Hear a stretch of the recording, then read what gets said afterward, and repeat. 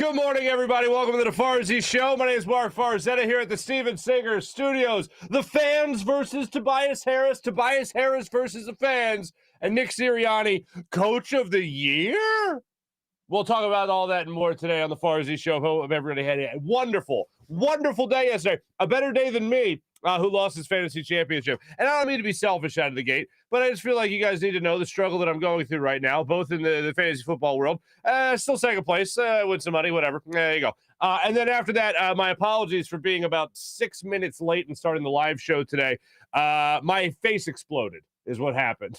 It was, I don't know, like, who the hell gets winter allergies? Like, who the hell gets that? I pop a daily pill, it's supposed to make me feel better, and hopefully that happens throughout the show today. But we got plenty to get to today, including everybody on the Eagles, it seems like, getting COVID. So that's great. The Eagles released this yesterday, and they put it out with one of their big announcements, that says roster moves. One of those big tweets with the side, roster moves. And here's the roster move. Eagles have placed Avery, Cox, Epps, Goddard, Herbig, Howard, Kelsey, Maddox, McLeod, Scott, Singleton, and Stahl on the reserve COVID-19 list. So that's a lot of people. That's a lot of people. That's 12 people in total, ladies and gentlemen. That's not a good thing, obviously. But here's the other thing. There were some conspiracy theories going on. Well, first, let me just say this. Because it's so early in the week, and I know the Eagles play Saturday, they could still test out of COVID protocol by Saturday. They could still have those guys back by Saturday's kickoff at 8:15 at night against the Dallas Cowboys. So if they test out, then they get it back. If they don't, they don't. However, Nick Sirianni, prior to that list coming out, maybe by an hour, I think it was, Nick Sirianni said during his press conference, I'll let you hear him verbatim coming up a little bit later in the show, but he already said that they were toying with the idea of not playing their starters, of resting their starters against the Cowboys to get them ready for their week one opponent, who could most likely be, as he was asked about it yesterday, the Tampa Bay Buccaneers. So they could be going to Tampa to face Tom Brady and the Buccaneers. So we will see how all of that plays out over the coming days when it comes to COVID-19, when it comes to just resting their players anyway. It was interesting. Like, sometimes you're just not thinking about what other people are concerned about. And when I say that, this is what I mean. I did the hit on Fox 29 yesterday after the show. And Mike Jarek, one of his first questions was, what's the best seeding the Eagles could get? And I'm thinking, I haven't even thought about that.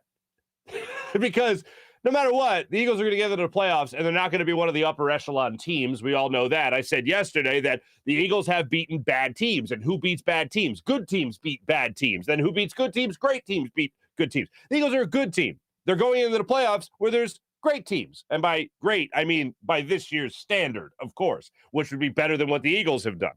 I wasn't even thinking about that. And it looks like, yes, Tampa Bay, it looks like the Cowboys.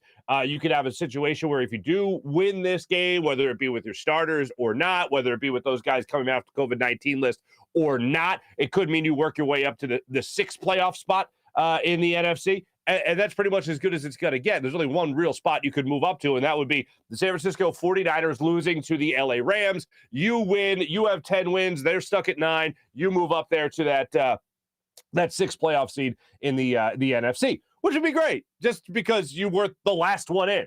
It'd be great because you don't have that, as we discussed yesterday, proverbial asterisk for going into the last playoff spot that was just created a year ago. So that's nice, but all things being equal, you're going to the playoffs. You're in the playoffs, so you can celebrate that, and hopefully you'll be able to watch your starters play a couple of more snaps at the very least, and hopefully you'll be able to beat the Dallas Cowboys, because I know there's one thing that Philadelphia never gets sick of: beating the Dallas Cowboys, of course. We'll get back to the Eagles coming up in a minute. No Hugh today, unfortunately. This will not be a Hugh's day, unfortunately. Hugh had some things going on in his schedule. Couldn't do the hit yesterday, so we'll try to catch up with him a little bit later on. But here's what I got for you. I was perusing the social medias during the games last night. And when I say the games, I mean a god-awful Steelers game and Browns game that had major implications in my fantasy football league. So I had to watch that game last night. But I'm flipping back and forth from that and the Sixers, and I watched the Sixers this morning before the show in its entirety, so I didn't just have clips of it. And we have discussed the Tobias Harris thing at length. And Tobias Harris is getting a lot of criticism right now. Tobias Harris is now chosen as my friend Tom Moore from Calkins Media. I knew him from the Intelligencer growing up. Tom Moore tweeted it out yesterday saying that Tobias Harris, and I don't think they caught this part on camera, after he missed a shot in the second quarter, started to get booed. I went back and I watched it, and you could definitely hear Tobias Harris getting booed about the 6:09 mark of the second quarter. Now, what they don't show, what they didn't catch on camera, was Tobias Harris doing this, the old, yeah, bring it on, pour it on. It's usually, yeah, let me hear. You see Joel Embiid do it. He did it last night, where it's like egging the crowd on to get louder, cheer more. Tobias Harris was doing it for booing. Boo, yeah, let's hear it. Come on. And then later on, in the fourth quarter, I believe it was, Tobias Harris hits a jump shot in the paint, and then the fans start cheering. And then the camera catches him very clearly mouthing the words, "Don't bleeping clap, don't bleeping clap." Tom Moore also tweeted that you could hear him yell at the game, "Don't clap, don't bleeping clap." This is a fight. I always say this. This is a fight you never win. As an athlete in any intense city, this is not unique to Philadelphia, but as an athlete in any intense city, you're not going to win versus the fans. And I've always said this: Philadelphia fans are undefeated. Like, there's nobody that was booed in the 60s that's still around now that's just like, I'm glad I won that one against the fans. No, you didn't. The fans are still here. The fans are undefeated, continue to be undefeated. I am not at the same venom as a lot of people are when it comes to Tobias Harris. I'll admit that to you. I root for Tobias Harris. I want the Sixers to get as much as they possibly can out of the 5-year, $180 million deal they signed Tobias Harris to. I don't have venom for the guy. I think he is struggling. I think he is having a down year. I think in a year without Ben Simmons, he should be the guy to step up more so than he ever has, and that hasn't been the case. He has, I think, suffered the most from Ben Simmons not being on the floor. Ben Simmons driving and having a kick out to a mid-range Tobias Harris to knock down a jump shot, that type of thing. I think he has suffered a lot from not having Ben. The other part of it, and these aren't excuses, these are just explanations for why I think Tobias Harris is struggling. The other is he may still be recovering from COVID. And he rolled that out a couple of weeks ago, and I said, give him a break. He got a break, but just like every Sixer got a break. And for this reason, he got a break. It was just in the schedule. It wasn't like the Sixers sat him like I had suggested. Hey, let us know when you're healthy. Just concentrate on getting back to 100%, and that's when you can help us win basketball games again. Now, he did do other things on the basketball court last night to try to help the Sixers win, but he did struggle again from the floor, and we'll get into those numbers in a second. We'll also let you hear Joel Embiid talk about that in a second. But Tobias Harris, bottom line, for whatever the reason, needs to be a lot better than what you have seen so far this season. Last year, he was almost an all-star. And I feel like there's a number of seasons you could have said that about Tobias Harris's production. He could have been an all-star, almost an all-star, fringe all-star player. This year, the numbers aren't a drastic change. And they're not drastically down, but they're down. And they're down in a year where he is looked at as supposedly the number 2 guy on this roster, or at least should be the number 2 guy on this roster. And bottom line is Tobias Harris is not improving. The bottom line is Tobias Harris needs to be a lot better than what we have seen. And when you only have Joel Embiid just going nuts every single night, it seems like right now, triple-double last night, another 30-point game last night, he is just dominant for the 76ers team. And then you look almost every other night, especially a night without Tyrese Maxey on the floor, who has been your second best scorer over the last 2 months of the season. You look at this, Furkan Korkmaz getting in, hitting threes for you last night. You look at the way the Sixers team has played throughout. And it has been very disappointing to not see a max contract player like Tobias Harris be one of the guys you could look at to carry this team. Instead, every night it's on Joel Embiid. And hey, look, I love that. As far as a guy, I just love watching Joel Embiid play basketball. I love Joel Embiid just trying to be dominant. They're like going out there and just dominating in basketball. but you need that consistent second scorer. And I was hoping that would be Tobias Harris this year. Oh, Ben's not going to be playing? All right, Tobias Harris, step up. All right, Tyrese Maxey, take ownership of this. You have seen Tyrese Maxey go through this, great trajectory throughout this season. Meanwhile, Tobias Harris has taken a step down and just kind of stayed at that level. When he did get a rest some weeks ago, he came back with a 25-point game. All right, I'll take that. There you go. Way to be, Tobias. But last night, just to give you the numbers, 0 for 3 from beyond the arc, 6 for 15 shooting, 14 points, 6 rebounds, 6 assists. So there he is helping out in other ways, which is great. But the consistency is what stings the most, the fact that it doesn't exist. So what is the problem? Is it that he's still fatigued from COVID? Is it just a down year for him? Is he not finding a way to adjust to a game without Ben Simmons? I can't put my finger on what it is with Tobias Harris, but I'll say this. I can't go back to this enough. You got to rest this guy if he is not 100%, because whatever he's giving you, it's not enough. And now it's going to start to turn into this venomous relationship between him and the fans. Nobody needs that right now. We got enough venom stored up for whatever happens with Ben Simmons. We don't need to be looking at Tobias Harris struggling every single night. We don't need that battle. So whatever the Sixers team needs to do to get Tobias Harris back and in some type of rhythm, I've been calling for it for weeks. Just give the guy time off. I'm not saying you bench him and he comes off the bench. I'm saying sit on the end of the bench, get your street clothes on, and just sit there and get healthy, if that's the problem. If it's just him trying to fight his way out of a funk, I don't know what he can do to try to get out of it, because I reserve my venom for athletes. I reserve that for guys that just don't look like they give a damn. And one thing I look at Tobias Harris, I don't look at Tobias Harris and see a guy that doesn't give a damn. I see a guy that cares. I see a guy that works hard and all that. I just see a guy that's struggling with production. I don't look at it as a lack of effort. I look at it as a lack of production. So I'm rooting for him to get out of this funk that he's been in pretty much for the entire season. I just don't know how they do it at this point.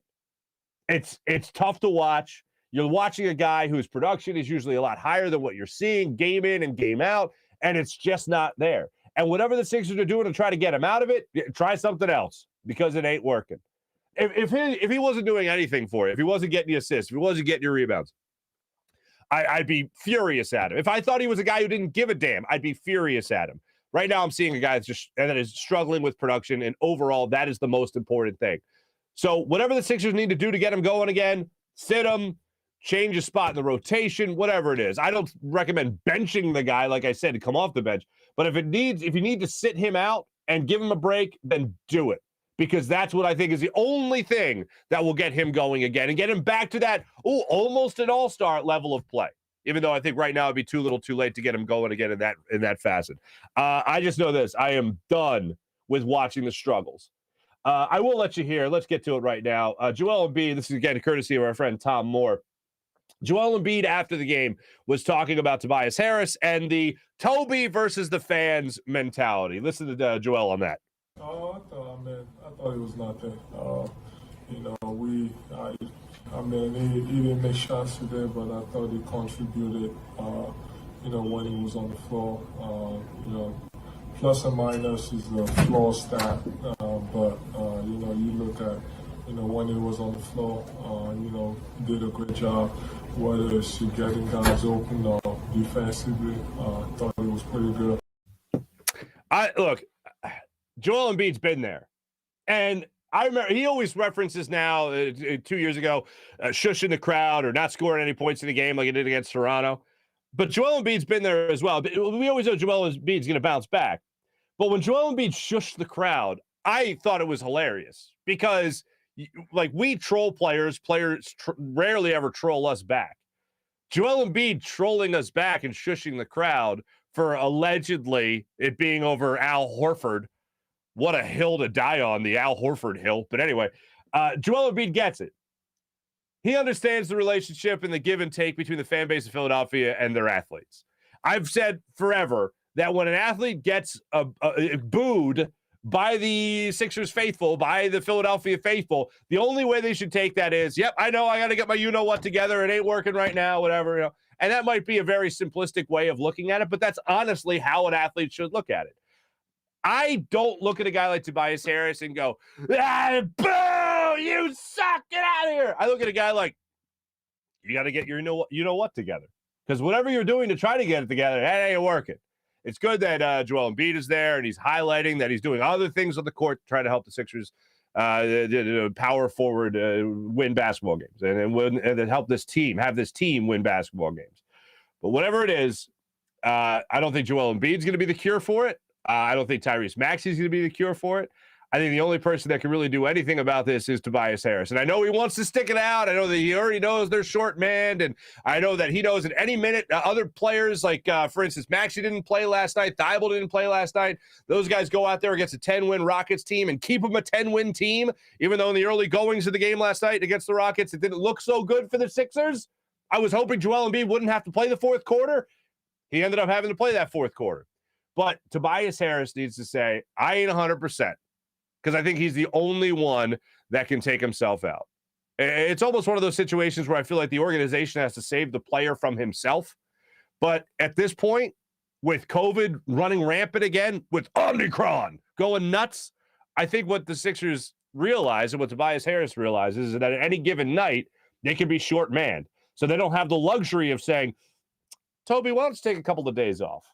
If they did, if this was another struggling performance, or if there was multiple guys that you know could play, if you didn't have to go sign a guy named Charlie Brown, for instance, a little late. Christmas was a week ago. But if they look at a guy like Tobias Harris right now and know that they're short man, they're not just going to tell him to sit. So that's the conundrum the Sixers face right now. It's not just a matter of actually getting him going. It's a matter of how they're going to do it. And I'm hoping Tobias Harris bounces. Maybe you just trade Ben Simmons for Boban Marjanovic in a pick, and maybe that'll lift Toby's spirits, and we can all be better people for it. To round out some more numbers for you on last night's Sixers win, I do want to give you some other numbers. I mentioned Furkan Korkmaz's night. He started 24 points for Corky, 3 of 8 from beyond the arc, not too bad. 11 rebounds. Joel Embiid triple-double. 31 points and 15 rebounds. Not too bad for him. And 10 assists for the big man. Sixers next play tomorrow night against the Orlando Magic. So hopefully that's another win for the 76ers. Hopefully that's another win for the Sixers. Let's get back to those Philadelphia Eagles, shall we? We've talked a lot locally about what what the Eagles have done in Philadelphia. We've talked about the season that they've had, the 2-5 start, 7-2 over the last 9 games, hoping to get to maybe 10 wins on the season, something a lot of people thought would be next to impossible, no matter how good Jalen Hurts was. Well, they're really starting to get that love. And yesterday on ESPN's Get Up, Ryan Clark, a former safety for the Pittsburgh Steelers, as well as our good friend Dan Orlovsky, we're talking about the success of the Eagles this year and making it to the playoffs. Dan Orlovsky rocked out the green suit for everybody to show his support of Philadelphia. But here's Ryan Clark and Dan Orlovsky talking about the successful season the Eagles have put together to make it to the playoffs. When you look at the Philadelphia Eagles, this team can run the football on anybody with any person in the backfield. We've seen it with Miles Sanders. We've seen it with Boston Scott. You've seen it with Gainwell. You've seen it with Jordan Howard. And we saw some of that yesterday. But also the plays that Jalen Hurts had to make. There were some plays he had to make through the pass, the way he used his legs, the way he created extra time. Even this flip to Boston Scott and the athleticism that it took. Jalen Hurts found ways to win this football game, but we also have to give Nick Sirianni some credit. He made a change in the way that he called plays and the way that they game planned early on in the season, and that's been to focus on the run, and it's changed the trajectory of this team. You got a lot of criticism initially because it took them a while to change, but then I think what they've accomplished this year is the most impressive feat out of any team in the NFL. This was a team that was supposed to win 6 games, rebuild, figure out if they had a quarterback, and look towards 2022. Now they're going to the playoffs, and they got a chance to be an issue into the playoffs. I think Nick Sirianni should be in the conversation for Coach of the Year. A lot to unpack right there from Dan Orlovsky in the green suit there. Well, first, let's just go to this for a second. Ryan Clark points out the fact that the Eagles have done a phenomenal job and that our man, Nick Sirianni, did a phenomenal job of making adjustments during the season. doing things that would benefit the Eagles offense a lot more than what they were doing when they started the season. And the perfect example of that I always go back to is week 3 against the Cowboys. They hand the ball to the running back twice in the first half. Twice. Now they're the number 1 rushing team in the NFL. What? How did that happen? Adjustment. Get behind the offensive line. Let those guys roll up front. Give the ball to your running backs and just follow the big guys up front and see where the ball ends. See where the run ends, basically. Let Jalen Hurts be Jalen Hurts. Don't try to make him like a West Coast quarterback all of a sudden. Let him improvise. Get him involved in that RPO a little bit more. Have it instead of the RPO, just hand the ball to a running back and have him go at it, and then let Jalen Hurts run those RPOs. Let the run set up the pass. How novel. And it worked really well. Jalen Hurts has been impressive. Nick Sirianni obviously been impressive. And then unpack what Dan Orlovsky had to say about this team. Now, Dan, as we all know, not from the area. Dan never played for the Eagles, never played in Philadelphia. Married a nice lady from here. He's adopted Philadelphia. And I love that he's adopted Philadelphia. We have somebody banging our drum on the national stage. We have somebody dropping the word John on the national stage. I love that. But more importantly, I think Dan Orlovsky is speaking the truth about the Philadelphia Eagles. About Nick Sirianni, let's unpack that one. In the conversation for Coach of the Year, hell of a turnaround, a 4-win team last year. A first-year starting quarterback in the NFL. Multiple injuries on the offensive line, yet the offensive line, credit to Jeff Stoutland, if there was a position coach of the year, he should be it. Jeff Stoutland kept this offensive line together and kept this offensive line playing at an extremely high level throughout the season. Think about the different guys you've had in there. Brandon Brooks, I feel like we've been teased with for the last 2 months of the season. Brandon Brooks, when is he coming back? No update. Is Brandon Brooks going to be back? We don't have an update on Brandon Brooks. Maybe after the bye week. Hey, what about Brandon Brooks? We don't know about Brandon Brooks. Brandon who? Brandon Graham? Oh, no, we don't. No, he's done. No. Brandon Brooks. Barrett Brooks? Oh, love him on NBC. He's a great guy. No. Brandon. Oh, Brandon. Yeah, don't know. All the Jack Driscoll, Nate Herbig getting hurt, Jason Kelce missing time, coming back, missing snaps, not time. I should be more specific. But they have continued to roll. But the game plan, that adjustment, Jalen Hurts' progression, no matter who they're putting in there at running back, Devontae Smith and his rookie season that he's put together, really, Nick Sirianni, I think, has done a phenomenal job with this football team, and he's done it in the face of a lot of criticism since jump. And we've gone over press conferences and flowers and rock, paper, scissors a million times already on this show. No reason to do it again because you guys already know that. You guys already understand it. You guys know that it resonated in that locker room. However you want to look at it, it resonated in that locker room. And then the other part of it that I think he does not get enough credit for is knowing when to shut up. I think a lot of head coaches, if not the vast majority of them in the NFL, always think to themselves, no, I got this. I'll be the one. I'll be the guy to read the room and tell them what they need to hear. And Nick Sirianni a couple of weeks ago said that at this point in the season, guys are tired of hearing him. It's time to let the guys speak to the guys. And that's something that I have an amazing amount of respect for somebody that didn't play in the NFL. Doug Peterson, as a former player, the greatest thing he did as a coach was understand his locker room. It was the worst thing Chip Kelly did as a head coach. Chip Kelly didn't play. Doug Peterson played. Should come natural to Doug Peterson. The fact that it comes natural to Nick Sirianni, who I know played at D3, the college and all that stuff, that's great. But Mount Union and all that. But understanding that, learning from a guy like Frank Reich, who obviously was a player, knew how to read the room, being a coach for 12 years in the NFL right now, Nick Sirianni, he's got a great understanding and a great grasp of a player's mentality. And letting Jason Kelce speak, giving him the microphone, letting Riley McLeod speak, giving him the microphone. On the defensive side of the ball, Fletcher Cox addresses the team at halftime against Washington. They come out a much better football team, defensively speaking, against Washington. Knowing how to read that locker room is one of the most important jobs of a head coach. And I don't think Nick Sirianni has gotten enough credit for it. He's gotten a hell of a lot more criticism than he has credit for how he's motivated that room or finding ways to motivate that room. Even if it's him saying, I'm going to step aside. Jason Kelce, here's a microphone. Rodney McLeod, here's that microphone.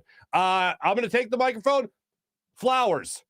rock, paper, scissors, whatever you want to say. He has found a way to motivate those guys. So that's something that we all look at the run game and the pass game and how that has changed with that ratio as the season has gone on. But look at the other things. Look at the emotional aspect of it. Look at the chemistry aspect of it. Look at keeping this team together. And the best part about it is the Eagles, at the end of all of this, it's not just grasping at straws to try to find positivity. They're a playoff team. They've already got 9 wins in their back pocket. And this is somebody that a lot of people thought that the introductory press conference, nope, I'm out. Well, they're very much in the playoffs already. Nick Sirianni was asked about that yesterday, about his long season, how long it's been for him, and how, looking back on it, he doesn't try to look at the negatives about all the criticism he's received. He just says, I don't really pay attention to that. I have no doubt in my mind. And here's the underdog thing. Here's what the Eagles ruined for all athletes ever with the underdog mindset of the Super Bowl year. I remember I was at Doug Peterson's press conference after they beat the Vikings in the NFC Championship game. And I remember Doug was asked about, being underdogs and all that. And Doug's like, all that's outside noise. We don't really pay attention to that. Every guy in there is self-motivated. I think that was the line of questioning and the answer he gave. And I remember thinking, hold on, I just walked by Lane Johnson wearing a dog mask. That's a bunch of BS, Doug. Like, I'm thinking that. I didn't ask that. What I asked was, Doug, you say you didn't hear the outside noise. Players say they don't hear the outside noise, but right now Lane Johnson's walking around in a dog mask. So how much of that is a motivating factor? And then Doug glared. I got glared at from Doug Peterson. And he goes, hey, when did Carson Wentz go down? And I was always taught at Temple University from my journalism professors, it's not your press conference. You don't got to answer any questions. So I just let Doug speak. And Doug goes, when did Carson go down? And my first thought was, when Carson went down, I didn't rule you guys out. I was like, wait a minute, you guys got a great defense and Nick Foles wins? Yeah, go ahead. You're fine. Nick Foles is a winner, damn it. So I gave him a chance. But then he went on this great rant about how nobody gave him a chance. Their backs were against the wall. The only people they had to rely on was themselves. It was them against the world, blah, blah, blah, blah. Well, how do you know it's you against the world if you don't listen to the world? Norm Macdonald undertones right there. Anyway, so they hear it. It's motivating for them. Whatever you got to use as motivation, use as motivation. No team can ever say that they don't hear the outside noise thanks to the Philadelphia Eagles Super Bowl run because, man, they didn't just hear the outside noise. They projected it in their own locker room for all to hear, get motivated, and win a Super Bowl. And this Eagles team, I'm not seeing a Super Bowl in their near future. I'm not. But just the fact that they've already accomplished being a playoff team with Jalen Hurts as his first year as a starting quarterback in the NFL, looking to prove himself throughout this entire year. Nick Sirianni never even calling plays in the NFL before all of a sudden find himself as a play caller and a head coach. Jonathan Gannon, never a defensive coordinator, although highly touted. Oh, my God, this guy's amazing. Going to be a head coach already next year, right? And they make it to the playoffs. Pretty incredible. So I give them a lot of credit for everything that they've done this season. I give Nick Sirianni a lot of credit. Credit where credit's due, where credit's earned, and that's what the Eagles have done so far this season. Before I let you guys hear from the rest of Nick Sirianni, and there's a couple other things I wanted you guys to hear. I want to tell you about my good friend Steven Singer of Steven Singer Studios. Steven Singer, my man. Other corner of 8th and Walnut. 40 years in the love business in Philadelphia, taking care of the good people of Philadelphia. Go to IHateStevenSinger.com. That's IHateStevenSinger.com.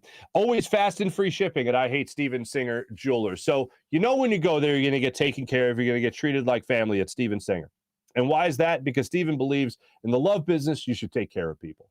Every single day, the discount, the promo code, the promotion. No, it's every day at Steven Singer. You don't have to worry about catching some kind of promo code. It's just about the perfect price. It's all about taking care of people that walk into that store because he wants you to feel comfortable first and foremost and know that you're being walked through everything by a real jewelry expert.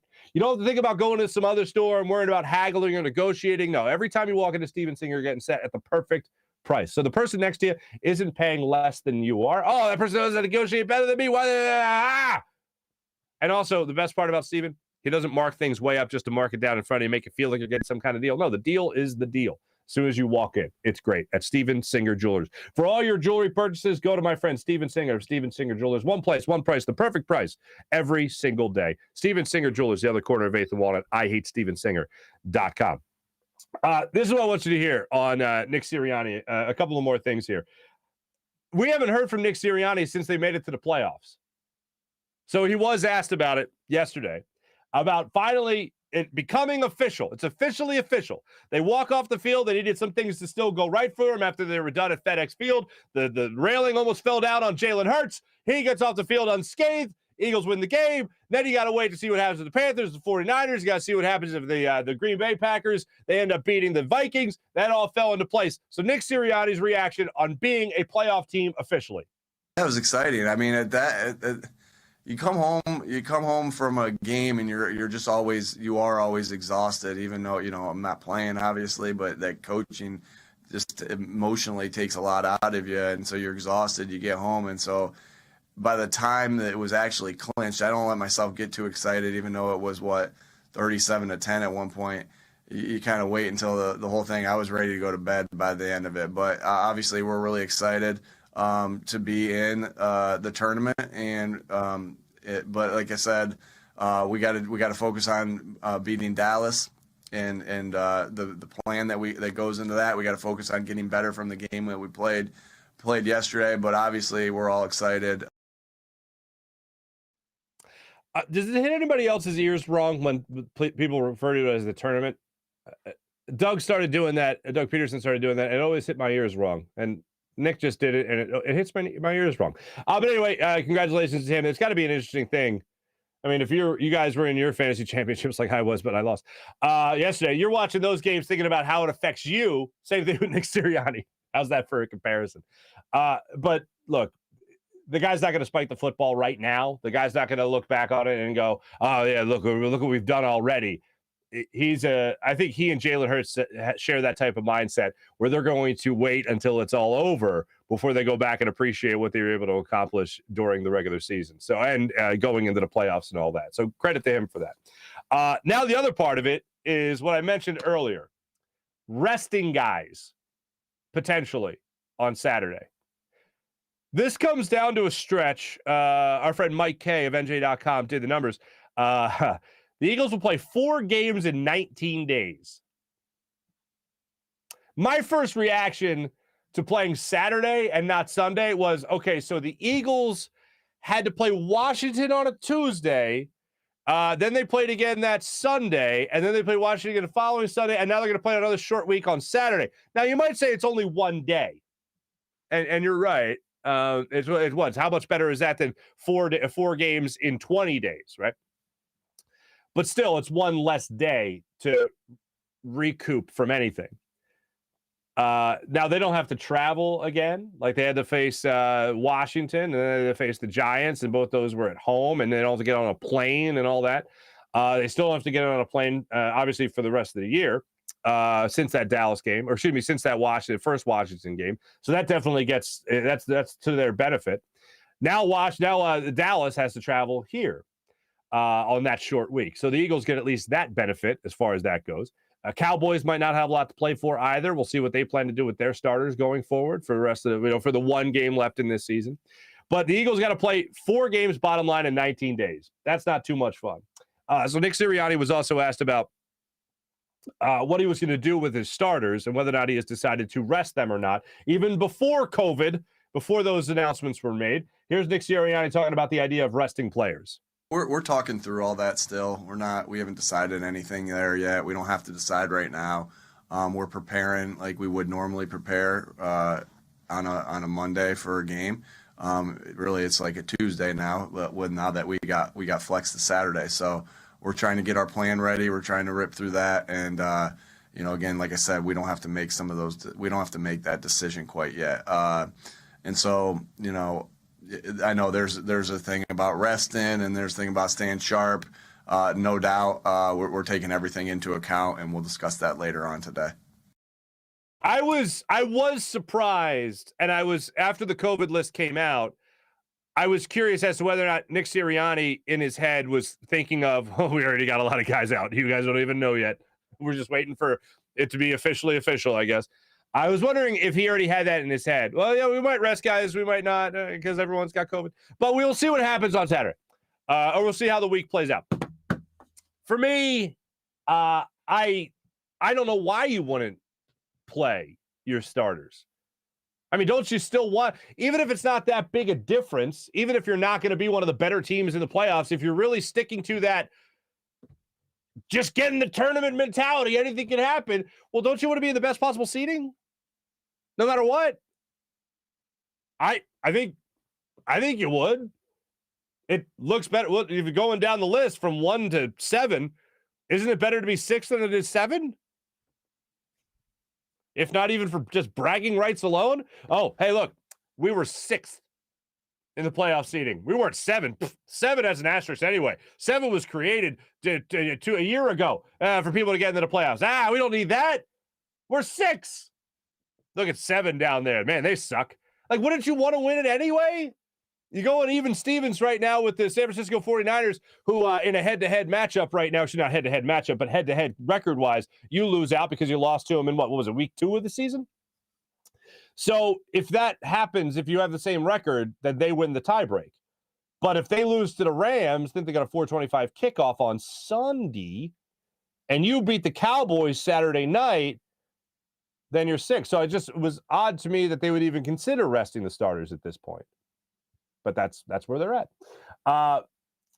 So let's hope that they obviously. I just want them to beat the Cowboys no matter what. I'd love to see the starters again. I'd love to see everybody activated off the COVID list by Saturday. Now this was also an interesting thing. The chat's already popping. You guys are awesome. I have never heard this question before. I have never heard somebody say to a coach, hey, coach, we heard the quarterback call this play. What does it mean? I've never heard that. Because, it should be an obvious answer. What's our game plan? What are you talking about? I'm not telling you. Martin Frank is this reporter's name. He does a great job. He's a great writer. And he asked the question because he writes for the, I think it's the Delaware Online News. I just click, when I see him on Twitter, I just click his story. I rarely ever go to the website. But anyway, Martin Frank asked this question, and Nick Sirianni handled it, I thought, beautifully. Writes for the Delaware paper. Apparently here there were Delaware mentioned on the broadcast from Jalen Hurts. Here is Nick Sirianni answering. Just take a listen. This might be my favorite answer to any question Nick Sirianni's ever been asked. Take a listen to this. Hey, Nick. This is kind of a lighter type of question. On the TV broadcast, like near the end of the first quarter, you can kind of hear Jalen yelling out Delaware a few times. And obviously, since that's a paper I work for, I was kind of wondering, like, if there's any kind of significance to that at all, like, what it meant, if it means anything to you guys. We do. We try to go into great detail to not let those words out there, but I know the camera picks them up sometimes. It's a competitive advantage when the team knows your words. So, we fight like crazy, Martin, to protect those words, to hide those words, to marry those words together, to mean one thing, but to have something else happen. So I would be giving away a competitive advantage if I was giving that away, what that was. There's things named after states. I'll try to give you something here. There's things named after states. Unfortunately, it didn't have anything to do with the paper that you're working for, but it has meaning for us, and that's why we called it that. Got a beautiful view of Wilmington on the way home yesterday, and traveling. Got a beautiful view of the charcoal pit. Oh, man, that was lovely. Usually every question I could justify at a press conference in one way, shape, or form. Like I remember hearing years ago of an older reporter who would go in there with the purpose of asking the stupidest question just to see what kind of weird ass response he would get. And you know what? It's good to have goals, I guess. But asking about, I write for a Delaware online paper, so I write for a Delaware paper. What does it have to do with Delaware? Like, what is he going to tell you? It's the first play in the book because Delaware is the first state. Like what? And look, I can justify it, I guess. By that, no, I can't. I don't know, but I love his answer. I'll just say that.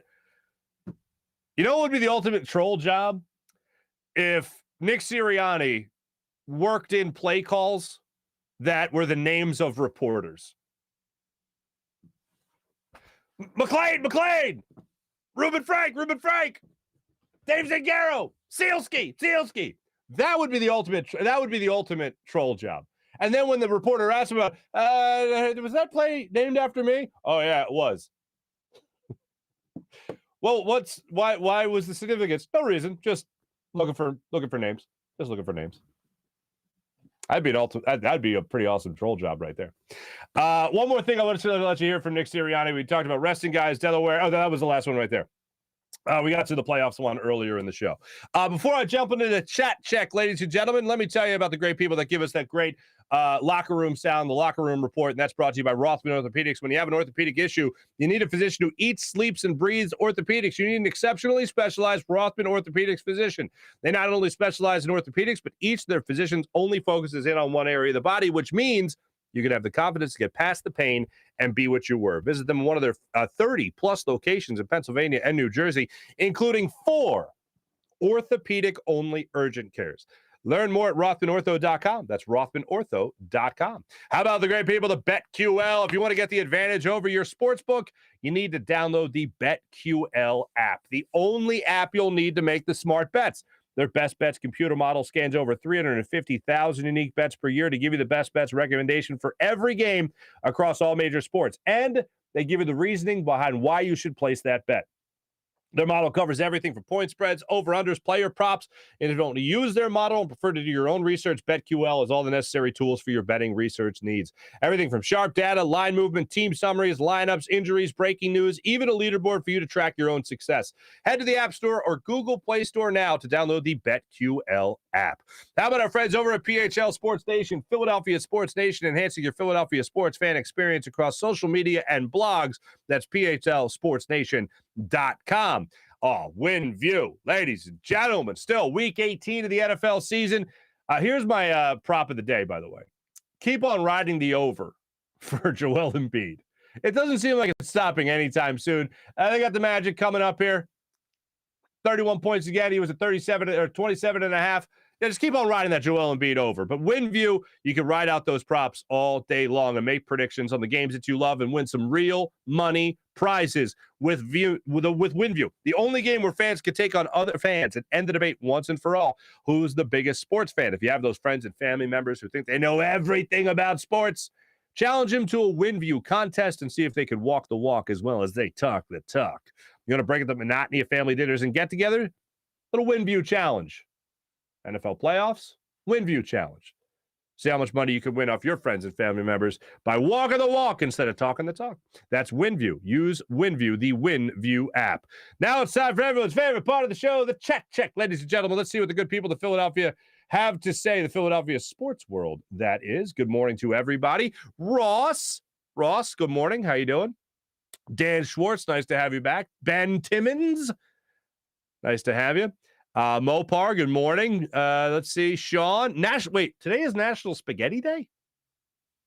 I made some fresh spaghetti for the missus last night. She had a hankering for some lemon pasta. She likes the zest lemon on like a nice the pasta. But I think it's just called it lemon pasta. Anyway, I made fresh pasta, and I didn't even realize it was National Spaghetti Day. You know what I need? I need the pasta press. That jazz. I need that as fast as possible. I just roll it out, old school. Yeah, that's right. I use the roller without the handles on the end. Dirty football team spreading.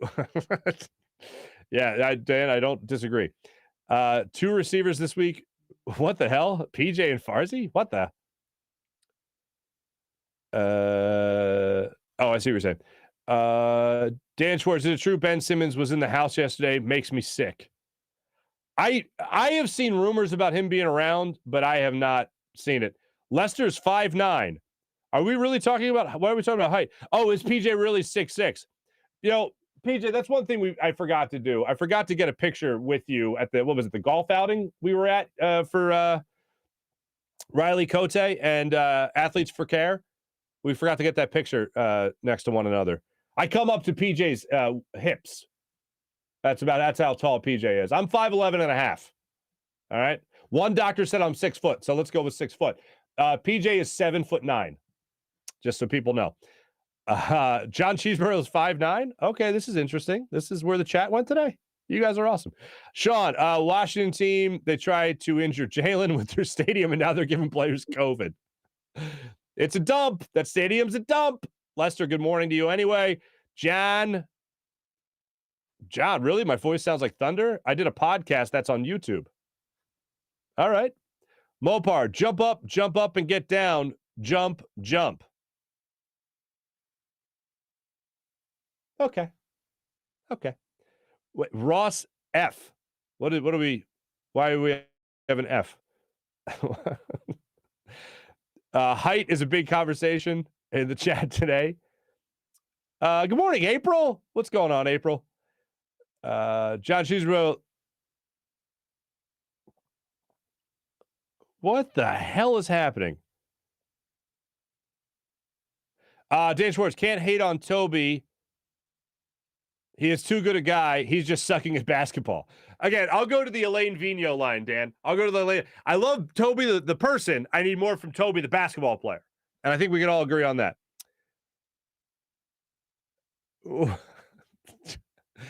The chat is off the rails today. Usually I have an idea of what you guys are getting into. No visual getting that contract. Yeah, 5 years, $180 million. People forgot that. They just say max and they forget what the numbers are. 5 years, $180 million. They got 2 years after this year left on that deal.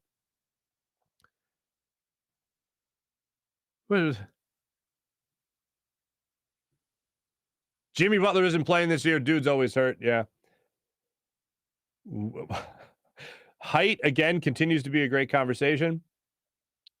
John saying it's frustrating because we see Tobias Harris not living up to the contract. He's supposed to be the third option in a big three, but when he's number two, I'm still too childish to not laugh. He isn't there. I agree. Sal, what's going on, brother?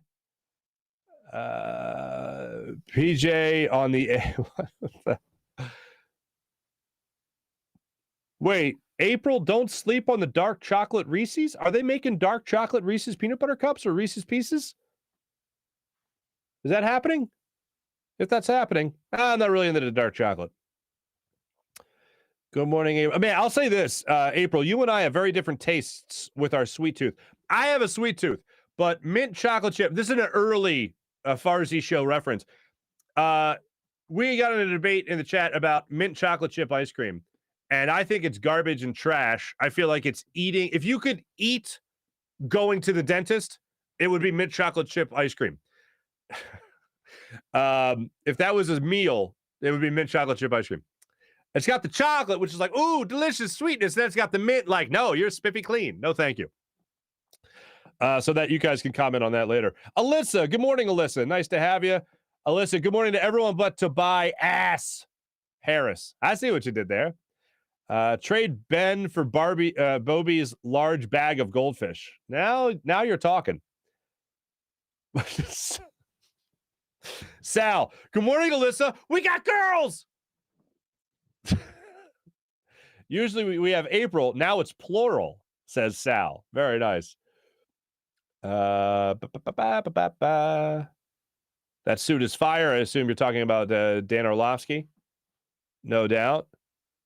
Dan Orlovsky equals safety dance. If I could, would you? Welcome back. If I could, would you? I haven't seen you for a while, bud. Matt's what's going on there, Matt? Nice to have you again. Damn it, Mopar. I just love the random things here. Julian, what's going on? I'm dying on the comments already. These comments are off the chart, people. They're off the chart. Howard, what's up, Howard? Hi, all. Farzy, been a fan of yours since WIP original Farzy the Field days. Thank you, Howard. That's very nice. By the way, I got two Ben Roethlisberger memories I want to share with you guys. And that takes me back to my WIP days. Farzy got yelled at by WP. He didn't yell at me. He definitely glared. I'll never forget it. I got to find that clip. Because somebody told me I sounded sarcastic. And I'm like, that's just kind of my natural tone. Like there's Aubrey Plaza always sounds sarcastic. Like she's like the bar, like always sarcastic. I'm down. I'm a little bit below that, like in terms of my normal tone of voice. Why are we talking about Tony Luke's cheesesteaks? Sharp provolone with onions, please. That's what I want. It's my favorite cheesesteak in the city. Why not just put Gannon sunglasses in the Hall of Fame already? Gannon sunglasses, they're not aviators, but they definitely have Gabe Kapler vibes. I wear my sunglasses in domes. If I could, would you? I'll give you the tone here. I wear my sunglasses in domes. There you go.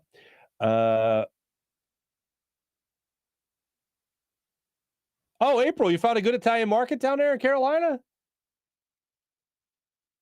Oh, it's also 90 minutes from your house. Down in them southern states, you get out of the Northeast corridor, everything's a 90-minute drive. Johnny Hott's roast pork, Tony Luke's roast pork. Yeah, I said it. I honestly, I never had a Tony Luke's roasted pork. I never had a roast pork, excuse me. I've only, I make my own roast pork. I don't really go out. Esposito's or Esposito's down 9th Street, down away from like a lot of popular places. Get a nice fresh pork there and make it at home with some fresh provolone. Nothing better than that. On a Sarcone's roll. Gabe, good morning to you. Cody, nice to have you.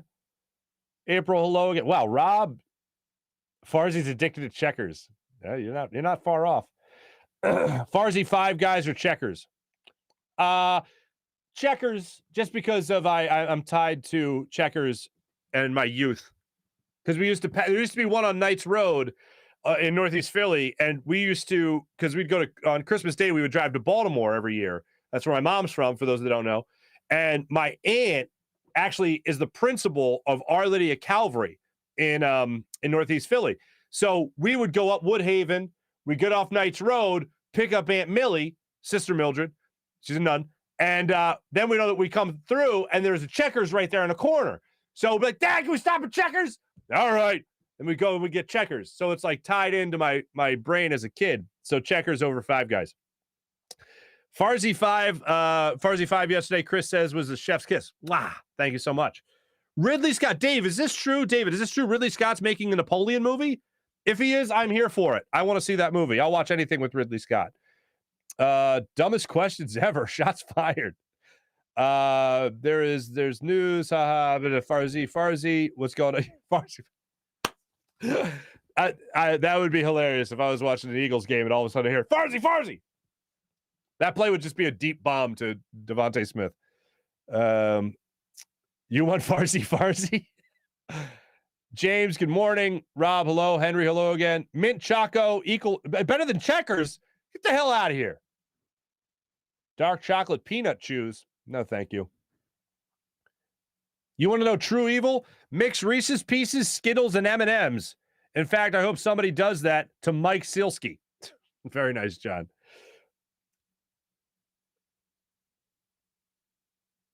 Oh, Alyssa, I figured you were referencing the Delaware thing. Yeah, I figured that. Thank you, Alyssa. Thank you, everyone in the chat. Thank you, Craig. Thank you, April. April, Farzy, you're killing me with the food references. The bread down here sucks. My cousin Joey, God rest his soul, he was one of those people that came up with, like, many people come up with this idea. The bread outside Philadelphia sucks. So drive a bread truck every day up and down, from Philly to Charleston. Just do that every day. That's a long day. And you make a lot of money. One of those ideas. The bread outside this area does suck. No doubt. Thanks, everybody in the chat. You guys are awesome. That was our chat check. Let's get into our morning rush, brought to you by Sky Motorcars and SkyMotorcars.com. Sixers, all I got for you, really. Sixers back in action tomorrow night against the Orlando Magic. We shall see how that one turns out. Also, Flyers hope to start a new point streak in the very near future. I believe it was capped off at 7 games. They're back in action 2 nights in Anaheim. 10 o'clock puck drop Flyers have lost 2 in a row, but they did manage a point against the Sharks with a 3-2 loss. Victory, the loss, that is. Thanks for watching. Thanks for listening, everybody. Great catching up as per usual. I'm Marc Farzetta from the Steven Singer Studios. Be back with you guys tomorrow. Have a great rest of your day, everybody. See ya.